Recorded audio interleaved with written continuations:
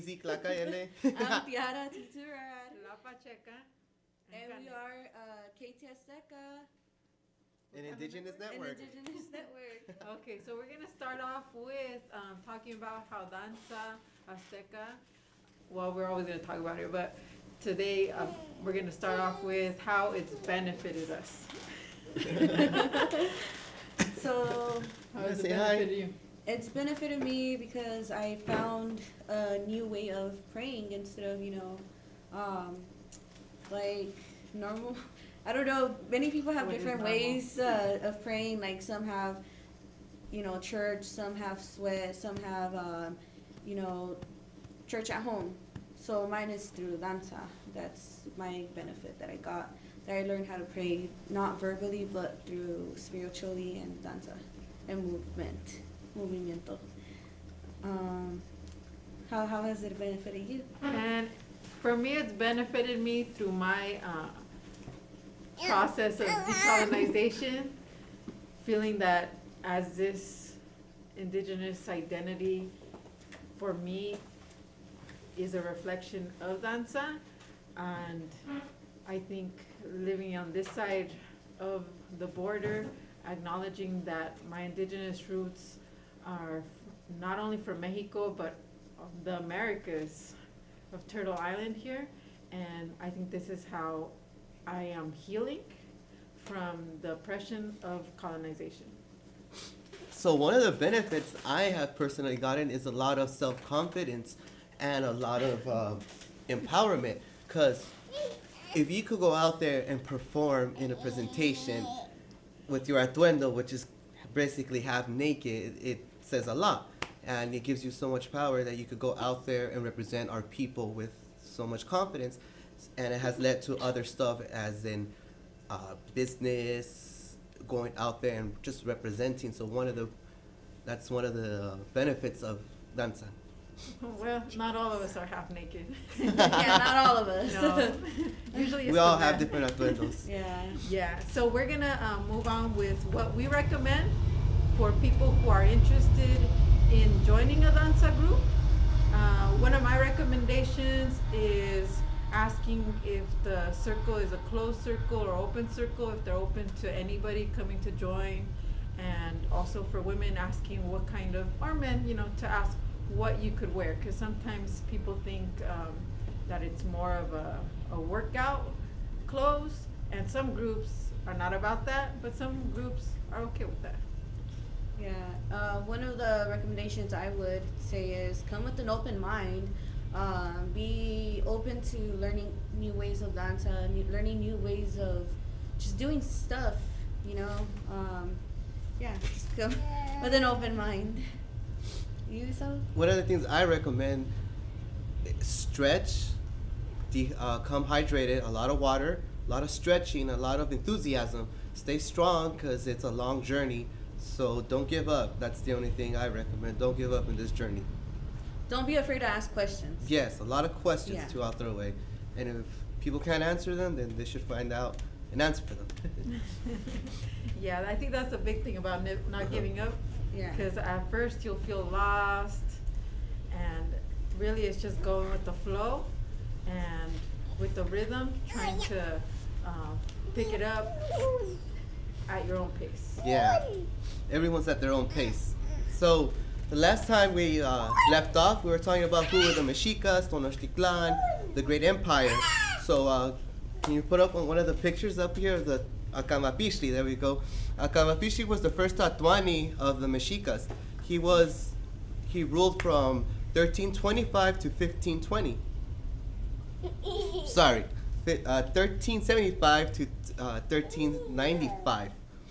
He produced Acamapixli was the first ruler which set up the whole dynasty of the Mexica Empire.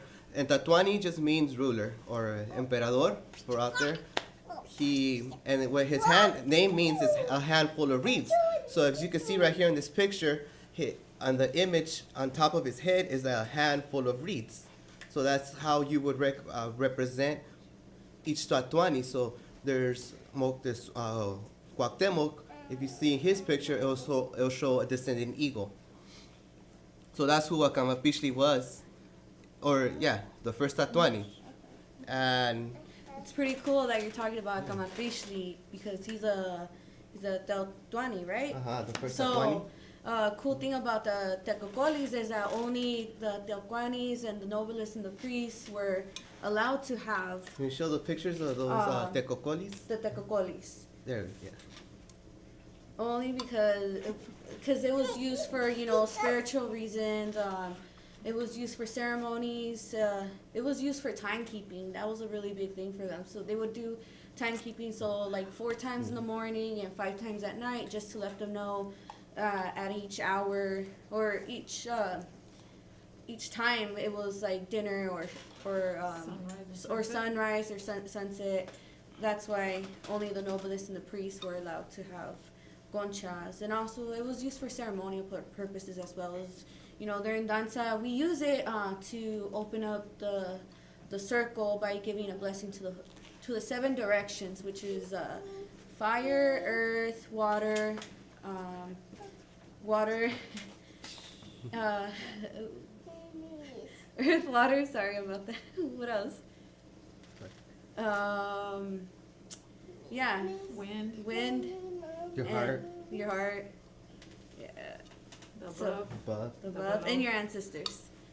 Yeah. Someone didn't do their homework. I did.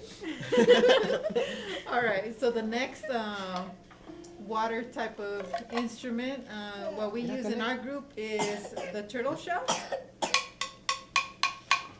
So we use the turtle shell somewhat as the drum, has different sounds to keep the beat. And it's also represents Turtle Island, which is a creation story for native folks. And also, if you notice, on top of the turtle shell is 13 type of circles on the top. And 13 is a very sacred number. We could go off on number 13 forever. But a little bit about the 13 is that we have 13 joints in our bodies, 13 degrees of, the moon moves 13 degrees to the left every night, and also 13 months in a year, 13 moons in a year, and so much more to learn. Awesome. See, yes. Yeah, right. So, what I'm going to talk about is a really cool thing about history. We don't really learn a lot in our history textbooks. Is how did this drum got converted to this armadillo guitar?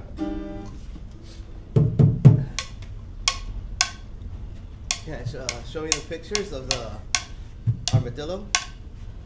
So, when the Spanish arrived in 1519, indigenous musicians and instrument makers were eagerly wanting to take the new instruments from their new instruments from the Europeans, such as guitars, mandolins, because it became forbidden to use our own instruments. So they got really good at it. Their instruments became so fine-tuned to the tune of the wood that the Spanish started getting really jealous of how the musicians, the Mexica musicians, indigenous,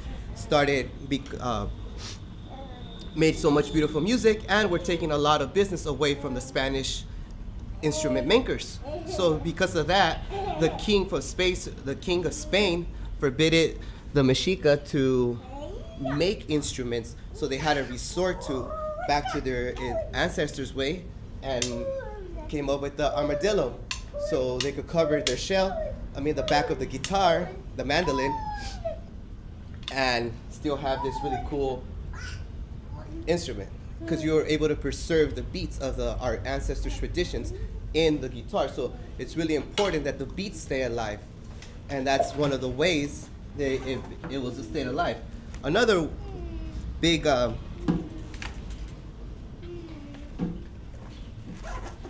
Big what? big way that the drum changed. Can I get some of those pictures of the drum?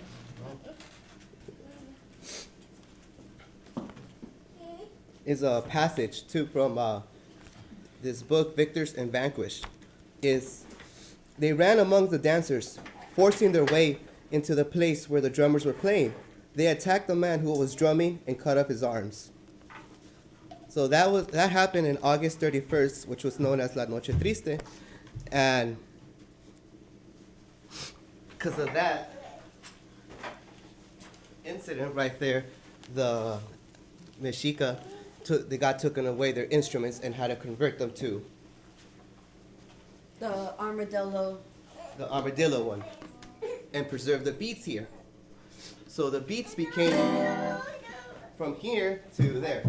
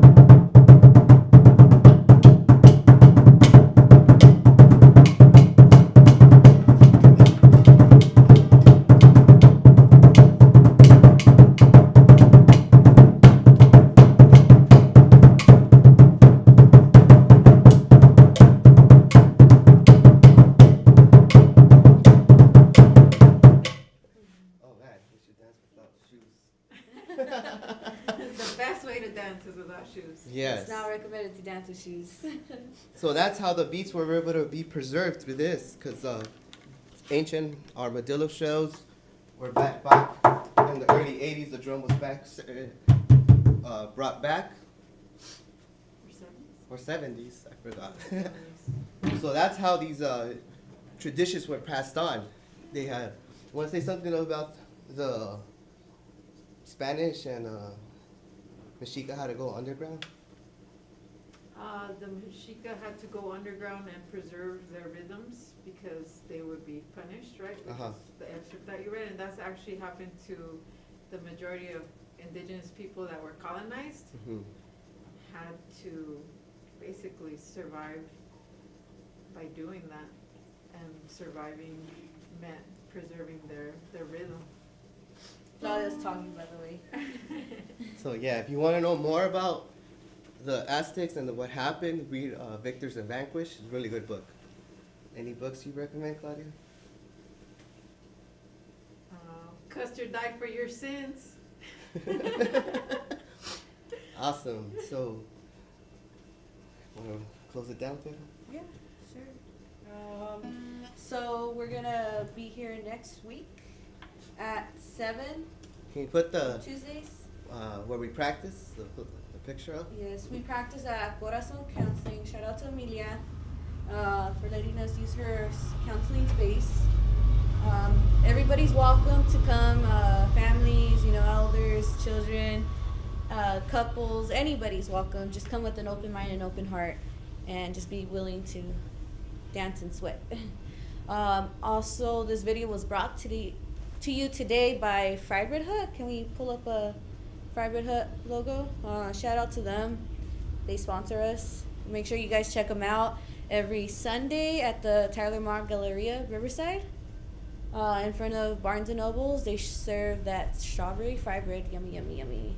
Freshly cut. Fun fact, they buy it straight from the farmers there. So you'll get fresh produce. Yeah. Yeah. Awesome. So that's all for tonight. Thank you. Thank you for tuning in, and We'll leave you with the video of our sponsors. You'll get that at 1.